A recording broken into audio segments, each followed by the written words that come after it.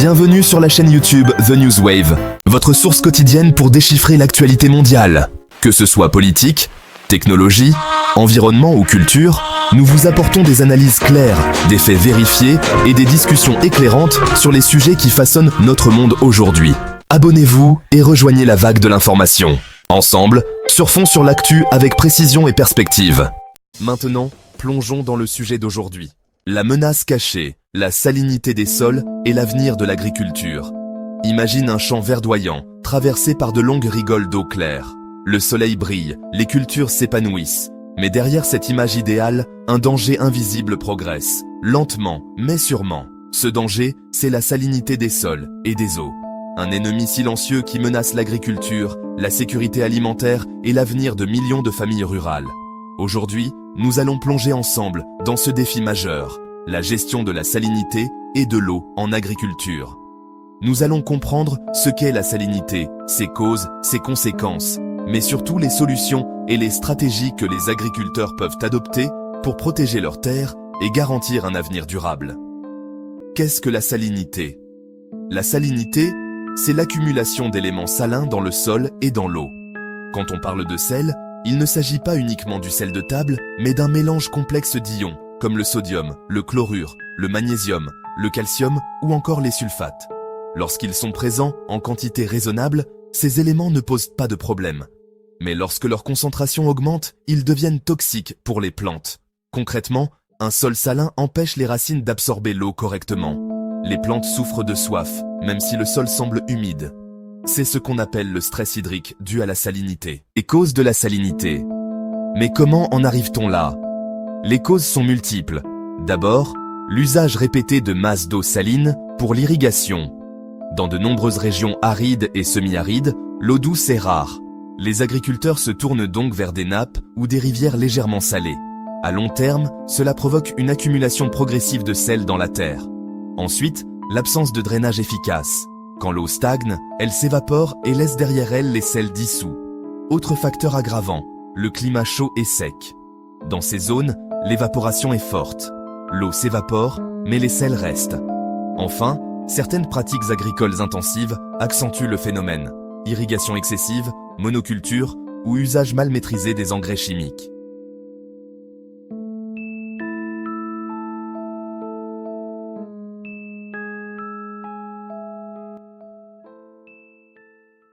Les conséquences de la salinité. La salinité est un problème silencieux, mais ses conséquences sont dramatiques. Pour les plantes, elle entraîne un ralentissement de la croissance, le jaunissement des feuilles, une chute de la floraison, et au final, une baisse considérable du rendement. Certaines cultures, comme le blé ou le maïs, sont très sensibles. Quelques grammes de sel par litre d'eau suffisent à réduire leur productivité. Mais les effets ne s'arrêtent pas là. La salinité altère aussi la structure du sol. Sous l'effet du sodium, les particules d'argile se dispersent. La terre devient compacte, imperméable, difficile à travailler. Les racines ne parviennent plus à pénétrer profondément. À grande échelle, la salinité provoque l'abandon des terres agricoles. Selon la FAO, plus de 20% des terres irriguées dans le monde sont déjà affectées par ce phénomène. La salinité des sols n'est pas seulement un problème local, c'est un défi mondial qui touche les agriculteurs sur presque tous les continents. Examinons de plus près comment différentes régions gèrent ce problème. En Australie, de vastes zones agricoles du bassin Murray-Darling ont été abandonnées en raison de la montée des eaux souterraines et de l'accumulation de sel. Ici, les causes sont souvent liées à des décennies d'irrigation intensive défrichage qui ont perturbé l'équilibre hydrique naturel. L'impact est saisissant. Des champs autrefois productifs sont maintenant stériles. Les communautés sont contraintes d'innover ou de se déplacer. En Asie du Sud, en Inde, au Pakistan, la salinité est une menace majeure pour la sécurité alimentaire. Les canaux d'irrigation, construits à l'origine pour augmenter les rendements, ont involontairement élevé la nappe phréatique, faisant remonter les sels à la surface. Les riziculteurs, les producteurs de blé, doivent faire face à des cultures chétives et à des récoltes en baisse. Mais des solutions comme les variétés tolérantes au sel et l'amélioration du drainage commencent à être prometteuses. En Afrique, le delta du Nil en Égypte fait face à sa propre bataille unique. L'intrusion d'eau de mer due à l'élévation du niveau de la mer et à la surexploitation des eaux souterraines transforme des sols autrefois fertiles en friches salines. les agriculteurs expérimentent de nouveaux calendriers d'irrigation et de nouvelles rotations de cultures pour s'adapter. Mais la lutte reste difficile. Malgré les différences de climat et de pratiques agricoles, l'histoire est similaire. Une irrigation mal gérée des nappes phréatiques changeantes et le changement climatique contribuent tous à la salinité. Pourtant, les réponses varient. Des solutions technologiques aux savoirs traditionnels, des politiques gouvernementales aux actions locales. Ce que ces études de cas révèlent, c'est que la nécessité de solutions innovantes et adaptées localement est universelle. Dans le prochain chapitre, nous explorerons certaines des solutions techniques qui font la différence. Les solutions techniques. Heureusement, des solutions existent. Elles reposent sur une meilleure gestion de l'eau et du sol. 1. Le choix du système d'irrigation. Le goutte-à-goutte est souvent recommandé. Il permet d'apporter l'eau directement aux racines, en réduisant les pertes et en limitant l'accumulation de sel en surface. L'aspersion peut aussi être utilisée, mais elle doit être bien calibrée pour éviter la formation de croûtes salines sur les feuilles. 2. Le drainage. Un sol bien drainé est un sol qui respire. Installer des réseaux de drainage permet d'évacuer les eaux chargées en sel vers l'extérieur et d'empêcher leur accumulation. 3. Le lessivage. Le principe est simple, apporter une quantité supplémentaire d'eau pour diluer les sels et les entraîner vers des couches plus profondes, hors de la zone racinaire. C'est une pratique essentielle, mais elle nécessite de l'eau en abondance, ce qui reste un défi dans les zones arides. 4. L'amendement du sol. L'ajout de gypse agricole permet de remplacer le sodium par du calcium, améliorant ainsi la structure du sol. De même, les apports de matière organique, fumier, compost, favorisent la rétention d'eau et réduisent les effets de la salinité. 5. Le choix des cultures. Toutes les plantes ne réagissent pas de la même façon à la salinité. Certaines, comme l'orge, le palmier dattier, la betterave sucrière ou le coton, sont plus tolérantes. Alors que les techniques traditionnelles restent essentielles, la lutte contre la salinité des sols entre aussi dans une nouvelle ère, celle de l'innovation et de la science. Aujourd'hui, les chercheurs et les ingénieurs développent des solutions de pointe pour s'attaquer plus efficacement à la salinité. Par exemple, des capteurs intelligents sont désormais utilisés pour surveiller la salinité du sol, pour surveiller la salinité de l'eau en temps réel. Ces appareils transmettent des données cruciales aux smartphones des agriculteurs, leur permettant d'ajuster l'irrigation, ajuster les traitements avec précision et réduire l'utilisation inutile d'eau. La biotechnologie fait également des vagues.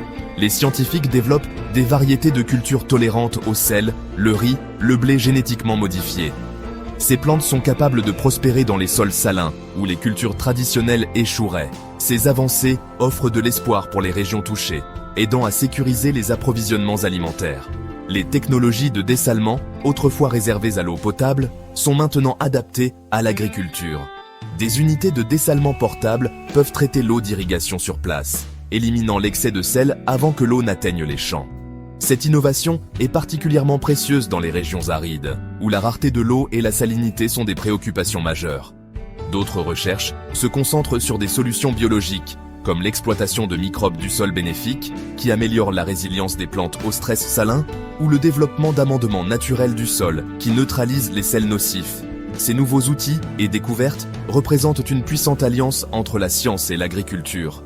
En combinant les méthodes traditionnelles avec la technologie innovante, nous ouvrons de nouvelles voies pour restaurer la santé des sols et assurer un avenir agricole plus durable. La gestion intégrée. Mais au-delà des solutions techniques, il existe une approche plus globale. La gestion intégrée de l'eau et du sol. Celle-ci repose sur une surveillance régulière de la qualité de l'eau et de la salinité du sol, la planification rigoureuse des irrigations, l'alternance entre cultures sensibles et cultures résistantes, et la sensibilisation des agriculteurs à l'importance d'économiser l'eau. Cette approche intégrée combine science, technologie et savoir-faire local. Elle nécessite aussi l'appui des politiques publiques pour financer les infrastructures et accompagner les agriculteurs.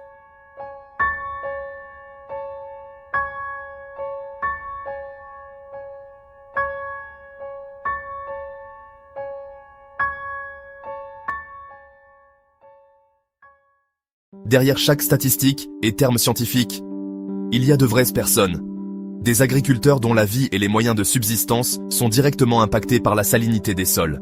Écoutons leur voix. Transition douce. Silhouette d'agriculteur au travail, champ avec taches de sel blanc, main inspectant le sol. Rencontrer Maria, une rizicultrice du sud de l'Espagne. Quand le sel a commencé à apparaître dans mes champs, le riz a cessé de bien pousser. Les rendements ont chuté, et je me suis inquiété de nourrir ma famille. Maria a essayé différentes méthodes d'irrigation, mais ce n'est qu'après avoir rejoint une coopérative locale et appris de nouvelles techniques de gestion de l'eau qu'elle a constaté une amélioration. Partager nos expériences et nos solutions nous a tous aidés. En Inde, Rajesh, un producteur de coton, a fait face à des problèmes similaires. Les feuilles jaunissaient et les plantes flétrissaient. Au début, j'ai cru que c'était une maladie. Avec le soutien de conseillers agricoles, Rajesh est passé à des variétés de cultures tolérantes au sel et a commencé à faire des rotations de cultures plus fréquemment. Ça a pris du temps, mais lentement la terre s'est rétablie. Maintenant, j'enseigne à mes voisins ce que j'ai appris. D'Australie, nous entendons Emily, qui gère une grande ferme de blé. Nous avons investi dans des capteurs de sol et des systèmes d'irrigation intelligents. La technologie a tout changé pour nous. Mais plus que cela, travailler ensemble en tant que communauté a fait la plus grande différence. Nous partageons des informations. Nous partageons des outils. Nous partageons même de l'eau quand les temps sont durs. Ces histoires nous rappellent que derrière chaque défi, il y a des gens qui trouvent des moyens de s'adapter, d'innover et de se soutenir mutuellement. La lutte contre la salinité n'est pas seulement une question de science ou de politique, c'est une question de résilience, de solidarité et d'espoir. Leurs expériences montrent qu'avec les bonnes connaissances et le bon soutien, il est possible de récupérer la terre et d'assurer un avenir meilleur pour les générations à venir. Les enjeux économiques et sociaux. La salinité n'est pas seulement un problème agronomique, c'est aussi un défi économique et social. Dans certaines régions, les pertes agricoles dues à la salinité représentent des milliards de dollars chaque année. Les familles paysannes, privées de revenus, sont contraintes d'abandonner leurs terres. Certaines migrent vers les villes, accentuant l'exode rural et la pression urbaine. À l'inverse, lorsqu'on investit dans la bonne gestion de l'eau, les résultats sont spectaculaires. Amélioration des rendements, sécurité alimentaire renforcée, revenus agricoles stables et réduction de la pauvreté rurale. Défi du futur. Mais un grand défi reste à relever. Le changement climatique. Avec l'augmentation des températures et la baisse des ressources en eau douce, le risque de salinisation s'aggrave. Cela impose de nouvelles stratégies. Développer des technologies de désalinisation abordables, sélectionner et améliorer des variétés de plantes plus tolérantes, renforcer la coopération internationale autour de l'eau et promouvoir des politiques agricoles durables. La salinité est un ennemi discret, mais ses effets sont profonds et durables. Elle menace l'agriculture, la sécurité alimentaire et le développement rural. Pourtant, ce n'est pas une fatalité. En combinant science, innovation et bonne gouvernance, il est possible de transformer ce défi en opportunité.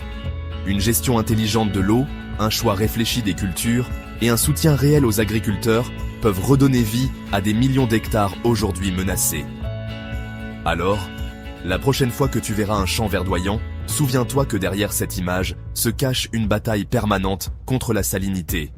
Et que cette bataille, nous pouvons la gagner si nous agissons ensemble, dès maintenant. Alors que la science et la technologie sont essentielles, la lutte contre la salinité des sols est vraiment gagnée grâce à l'action collective et à des politiques intelligentes. Les politiques publiques jouent un rôle crucial. Quand les gouvernements appliquent une gestion durable de l'eau, quand ils soutiennent la recherche, quand ils investissent dans les infrastructures rurales, ils jettent les bases d'un changement durable. Mais au-delà de l'action gouvernementale, les coopératives agricoles font une réelle différence sur le terrain. Les initiatives communautaires aussi. Dans de nombreuses régions, les agriculteurs s'unissent pour partager leurs connaissances, mutualiser leurs ressources et mettre en œuvre des stratégies communes. La rotation coordonnée des cultures. Les systèmes d'irrigation partagés. La surveillance collective des sols. Ces mouvements locaux favorisent l'innovation et la résilience, transformant des luttes isolées en victoires partagées. La coopération internationale amplifie ces efforts.